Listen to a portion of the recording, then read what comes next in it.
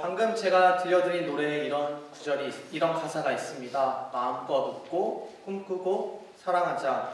하지만 현실은 그렇지 않습니다. 청년은 연애, 결혼, 출산, 꿈을 포기했고 그러한 청년들을 N4 세대라고 부르고 있습니다. 제가 지금 서 있는 이 땅을 제 친구는 헬이라고 말하고 있습니다.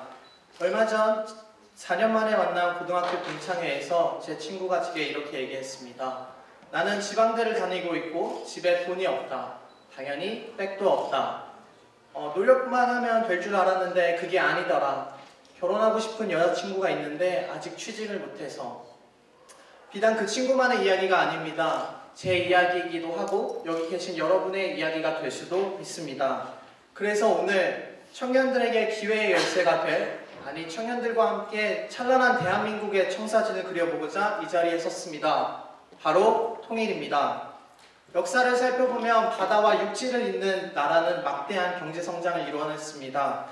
중세시대의 대표적인 반도나라 이탈리아가 예입니다. 세계 지도를 펼치고 한번 보십시오. 우리나라 오른쪽엔 세계 경제 강국 일본이 있습니다. 우리나라 위에는 세계에서 부자와 인구가 가장 많은 중국이 있습니다. 그 위에는 세계에서 가장 큰 땅을 보유한 러시아가 있습니다. 아주 조금만 더 멀리 가볼까요? 유럽이 있습니다. 반대편에는 어떻습니까? 세계를 이끄는 미국이 있습니다. 세계 지도를 펼치고 보면 세계 무역 중심에 우리 한반도가 있습니다. 어떤 학자는 이렇게 얘기합니다. 우리는 통행세만 걷어도 막대한 이익을 볼 것이라고. 어디 그뿐만이겠습니까? 바다를 중심으로 한 3면의 도시에서 청년 일자리가 마구 쏟아져 나오겠지요. 오늘부터 통일이 되면 향후 45년간 우리가 얻을 이익은 1경 4,400조라고 합니다. 그에 비해 우리가 치러야 할 비용은 4,600조입니다. 대충 퉁쳐도 1경이 남습니다. 또한 청년 일자리 창출은 매번 대선의 논란의 중심에 서 있습니다. 내년 대선에서도 그렇듯이 후보들은 얘기할 것입니다. 청년 일자리 늘리겠다. 하지만 조금 냉정히 생각해 볼까요? 일자리가 과연 늘어날 수 있을까요? 4,000명을 뽑는 구급 공무원 공채 시험에 22만 명이 지원했습니다. 대한민국은 이미 포화 상태입니다. 이 좁은 땅덩이에 5천만 명이 살고 있고 이 서울에 1,000만 명이 살고 있습니다. 아버지들은 정년을 늘려달라고 얘기하십니다. 그리고 청년들은 일자리를 달라고 합니다. 과연 일자리가 늘어날 수 있을까요? 특수한 개발 없이는 일자리는 늘어나지 않습니다. 대통령께서도 청년 일자리를 포기하신 듯합니다. 그래서 내놓은 해결책이 중동으로 가라였습니다. 우리가 왜 말도 통하지 않고 문화도 맞지 않는 중동으로 가야 할까요? 글로벌 시대에 영어가 필수다고 해서 저는 영어를 배웠습니다. 그러더니 대학교를 가더니 중국어를 배우라 해서 또 중국어도 배웠습니다. 이제는 아랍어까지 배워야 하나요? 심지어 아랍어는 물음표마저 반대로 써야 합니다. 저희 할아버지께 이런 얘기를 드리면 이렇게 대답하십니다. 그래도 쟤네는 빨갱이들이요. 저도 한 가지 분명히 하고 싶습니다. 지금은 휴전이기 때문에 저희의 주된 적대 국가는 맞습니다.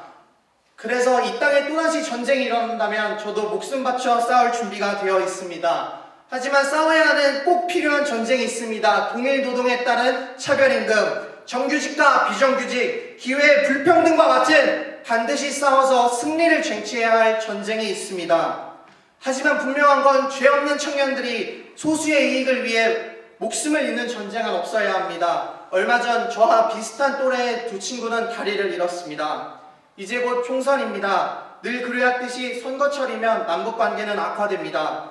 우리는 두 눈을 부릅뜨고 지켜봐야 합니다. 누가 이득을 보고 있는지. 끊임없이 분열과 갈등을 초래해서 서로의 체제를 굳건하게 해서 이익을 보려고 하는 자들이 누구인지. 그런 사람이 북에는 한 명 있습니다. 자기 국민들은 굶주려 죽이면서 자기만 혼자 배불리 먹고 살고 있는.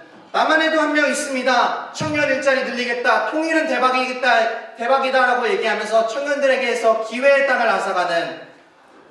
남북 문제는 민감합니다. 전쟁을 겪으신 저희 할아버지는 또 제게 이렇게 얘기하십니다. 너는 전쟁을 겪어보지 않아서 왜 저들에게 돈을 퍼주냐.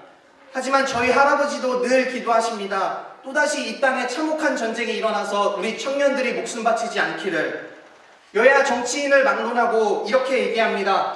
북한은 곧 붕괴된다. 다시 말하면 우리 세대는 통일이 온다는 얘기입니다. 우리가 원하든 원하지 않든 통일은 온다는 얘기입니다. 준비된 통일은 대통령께서 말씀하신 것처럼 우리나라의 막대한 이익과 대박을 불러일으켜 올 것이라고 저는 믿습니다. 하지만 준비되지 않고 맞게 되는 북한의 경제는 남한의 경제마저 몰락하게 만들 것입니다. 그러면 가장 피해보는 자들은 우리 청년입니다. 이 경제가 더 몰락해서 우리는 과연 살 수 있는 구멍이 생길까요?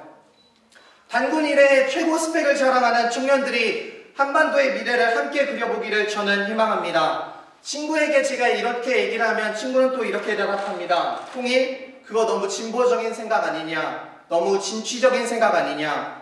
진보적이고 진취적이어서 기회의 땅을 버려야 합니까? 일본은 남의 땅도 자기네 땅이라고 우기고 있습니다. 독도가 남한 땅이라는 것에 대해 이의를 제기하는 대한민국 시민은 그 어느 누구도 없습니다. 북한은 인구 2천만 명의 땅은 12만 제곱킬로미터입니다. 이 땅을 우리는 버려야 할까요? 이념과 치러야 할 비용의 선글라스를 벗고 앞으로 우리가 얻을 수 있는 기회와 이익의 눈으로 바라봤으면 좋겠습니다. 그리고 그 이익의 중심에서는 우리 청년들이 있다고 생각합니다. 감사합니다. 네, 감사합니다. 선수 어떻게 보세요? 기회의 땅이라고 죄송합니다.